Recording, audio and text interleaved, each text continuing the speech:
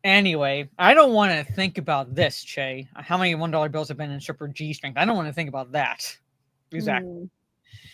But I remember that. I remember the $20 bill statistic. Anyway. I learned a new word, Mara. What? I learned a new word the other day. What did you learn? It's called hot wifing. I didn't know what it was. I learned it from Nina Infinity.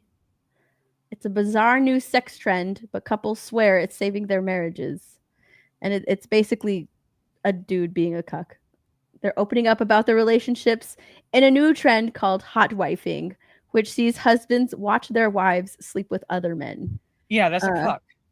Yeah, it's a cuck. It's a cuck. This person said it's kind of like letting your friend test drive your car. He gets to see how well it rides.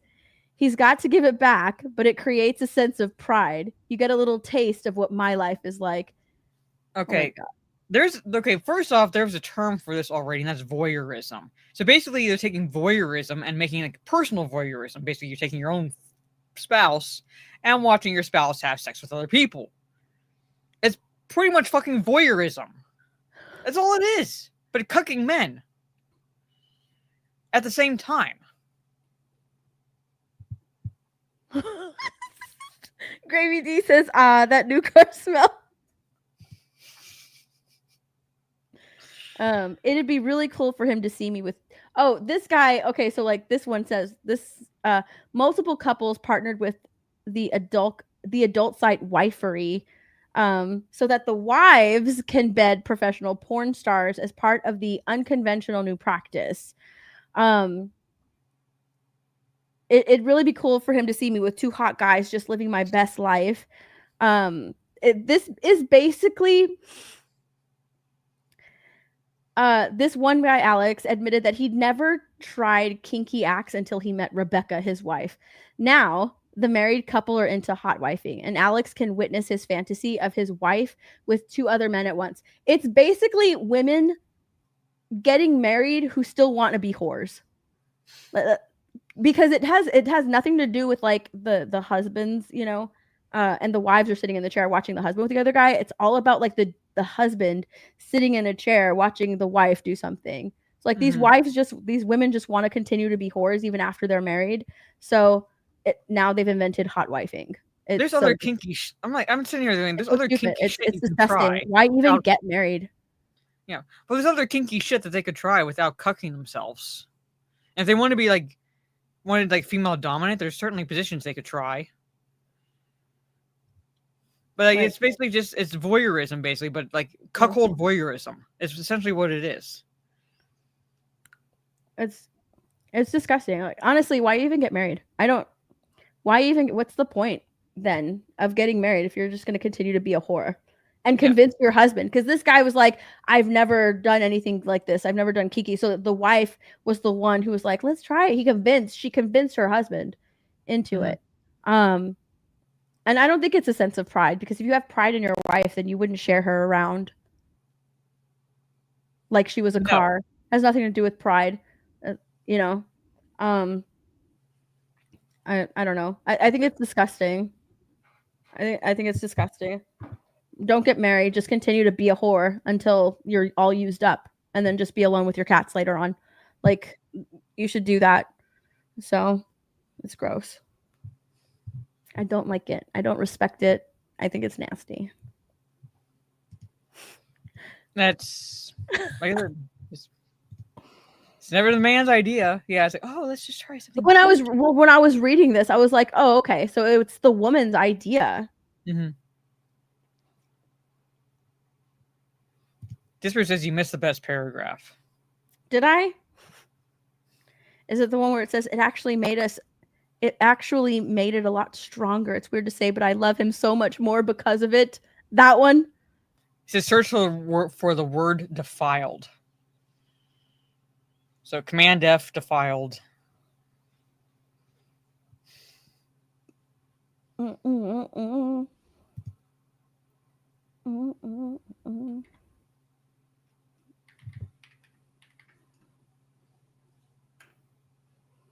One man named Richard is looking forward to seeing his wife Danielle be defiled in a way I've never seen her defiled before, and Danielle plans to wear her. Okay, you either have to share it so we can read it, or you have to I'll finish share it. Let me. Okay. Oh my god! What do you mean? That's the best paragraph. Wedding dress. Oh. Yes. Yeah. Meanwhile, one man named Richard is looking forward to seeing his wife Danielle be defiled in a way I've never seen her defiled before, and Danielle plans to wear her wedding dress for the occasion. I just love the pristine wedding dress, beautiful girl my own wife just destroyed. A building block of love and trust, and it keeps getting stronger and stronger and stronger. So we're going to strengthen our relationship. I'm going to get some entertainment and adrenaline from the defilement. What the fuck? So basically, he's getting turned on by seeing his wife seeing a train get run on his wife in her wedding dress. Just don't get married. Like,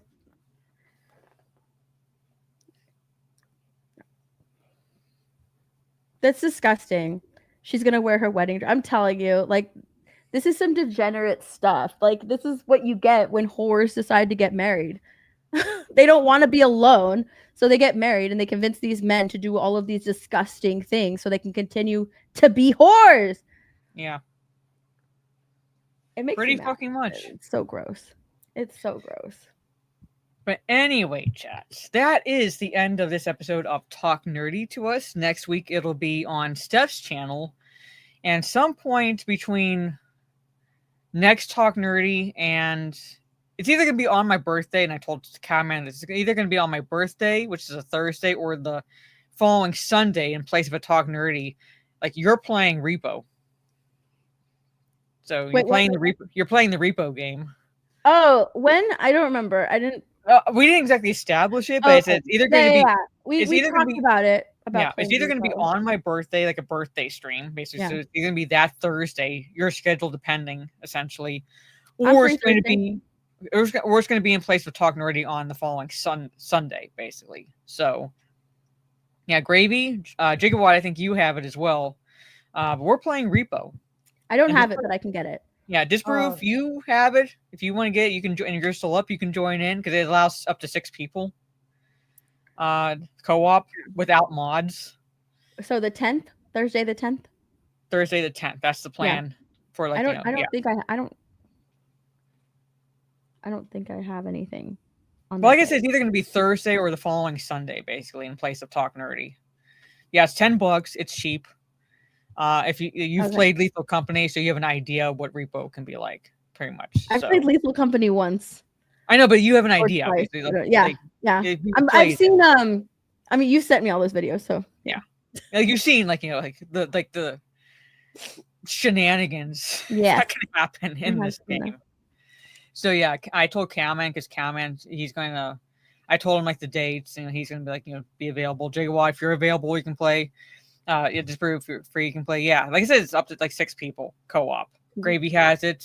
Yeah, Gigawatt. If we do it Sunday, would you be able to play or do you work every day? Just asking. But anyway, because I know Gigawatt has it. I think Thursday would be probably the best day. Mm-hmm. Let's do it. Probably. That way we can still do Talk Nerdy. And have so I'm saying depending on people's schedules. That's why I said it's either gonna be that day or Sunday. Gigawatt's off Sunday. I'll try to I'll try to be live enough that if you can jump in Thursday, you can. If not, then I'll be definitely playing it I would say imagine fairly frequently for multiplayer games. But that's the plan. But anyway, before I give my outro chat, Steph, let everybody know where they can find you and all that fun stuff. My Nerdy Home on YouTube. I have 3 videos.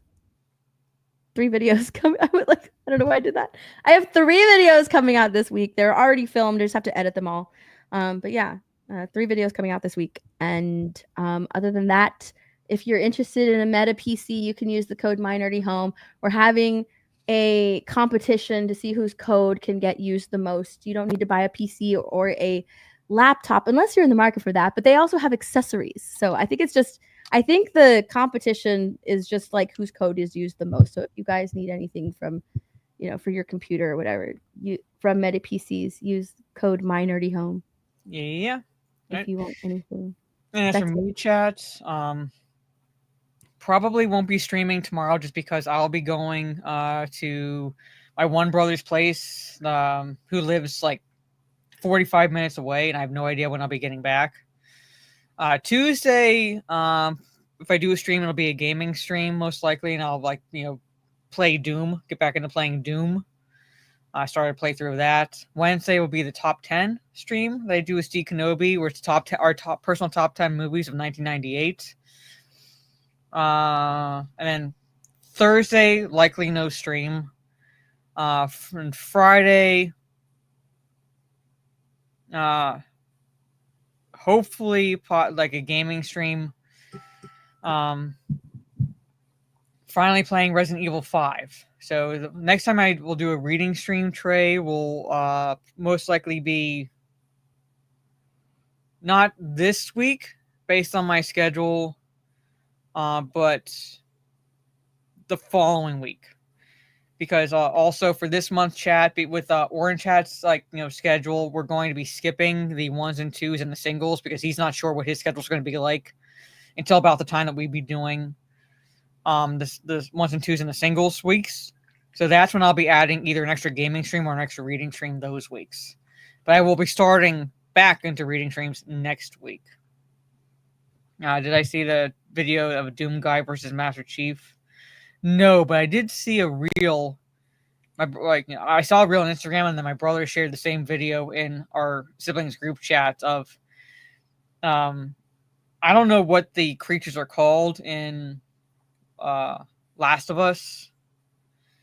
I get well, it's either a creature from that game or Stranger Things or something like that, but it comes in and it's growling, and it realizes it's in the wrong cabin because you see Master Chief, you see the Doom guy, you see Joel from Last of Us. Clickers. Okay, it was a clicker. I think it was a clicker. And he sees all these protagonists from video games, and just backs out of the cabin. That's the video I saw that I enjoy. So anyway, thank you, chat. So next Sunday, Talk Nerdy will be on Steph's channel. She gets to be on my channel, and I'll remind you guys again to wish Mara a happy birthday. Yes, on April 10th. Yeah, she's gonna make sure she's gonna be counting you guys on social media the closer it gets to that date.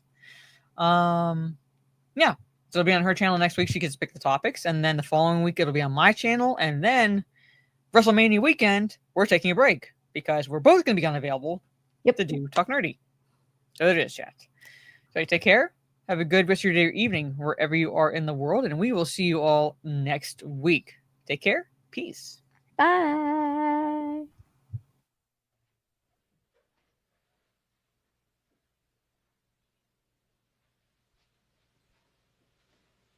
You're still here?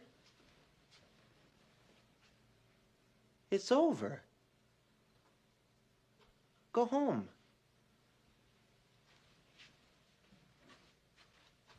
Go.